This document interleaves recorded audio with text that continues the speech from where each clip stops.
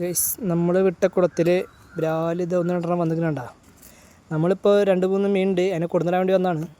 നമ്മളിപ്പോൾ പകലാണ് വന്നാലുണ്ട്. ഇതേ മീൻ ഇതേ നമ്മുടെ സഞ്ചിയിലുണ്ട്, കാണിച്ചു തരാം. അത്യാവശ്യം തിരക്കേടില്ലാത്ത മീനാണ്, വിടുമ്പോൾ കാണിച്ചു തരാം. അത് കണ്ടു. അപ്പോൾ നമുക്ക് അവറ്റോളം പതുക്കെ ഇറക്കി വിടാം.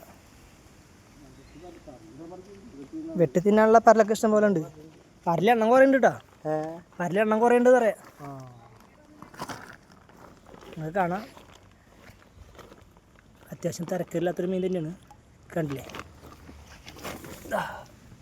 പതുക്കാണ്ട് വെച്ചേക്ക് അത് പതുക്കാണ്ട് പോകും.